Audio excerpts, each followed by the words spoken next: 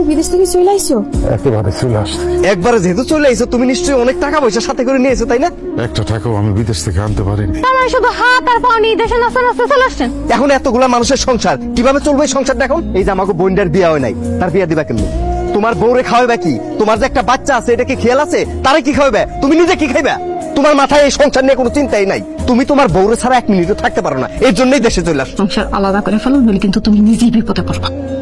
আমি এতদিন পরে বিদেশ থেকে বাড়িতে আসছি, দুই ভাই এক লগে খাবো। আমার ডাকলি না কেন? আজকে বাড়িতে শুধু রান্না বান্না আমাকে দুইজনের হয়েছে, সেজন্য আমরা দুইজনে খেতে বসছি। আপনাদের ডাকিনি, কারণ আপনাদের জন্য কোনো রান্না বান্না হয়নি। ঘরের মধ্যে মানুষ হলো 5-6 জন, তুমি দুইজনের জন্য রান্না করছো কেন? এখন থেকে আমরা দুইজন আলাদা খাবো, আলাদা সংসার করুন, এর জন্য আমাকে দুইজনের জন্যই রান্না হয়েছে। এখন বুঝছেন? মায়াটা আমার খাইতে না পাইয়া ক্ষুধার জলে কাঁদতে কাঁদতে ঘুমাইয়া গেছে। তোমার কাছে তো তোমার ভাই ফেরেশতা, একেবারে চলে আইছো না এখন বিদেশ থেকে। দেখছো কেমন খারাপ ব্যবহারটা করো তোমার লগে।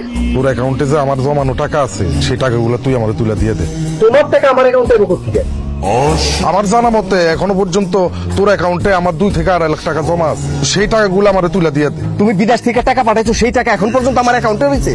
তুমি মাস শেষে সংসারের খরচের জন্য কিছু টাকা পাঠাইতা, তো সেই টাকা তো বাজার খরচ করতে করতেই শেষ হয়ে যাইতো। আর তোমার বউ সে 2 দিন পর পর মার্কেটে যাইতো। আমি 2 দিন পর পর মার্কেটে যাই মানে? তুমি আজ পর্যন্ত কইতে পারবা আমার একটা শাড়ি কেনার লাগে, একটা 3 পিস কেনার লাগে একটা টাকা দিছো? তেল, সাবান, পাউডার কিছু তুমি আমার আজ পর্যন্ত কিনে দাও নাই। তোমার কোনো টাকা আমার অ্যাকাউন্টে নাই, এই নিয়ে তুমি আর একটা কথা কবে না। যদি কও তাহলে কিন্তু খুব খারাপ হয়ে যাবে। খালি বড় ভাই দেখে আজকে কিন্তু কইলাম না, নাইলে পরে এর একটা বিয়ে আমি করে থাকতাম। এখন বউ বাচ্চা লয়েছে, আমি কই যাবো, কেমনে যাবো, সংসার চালামু।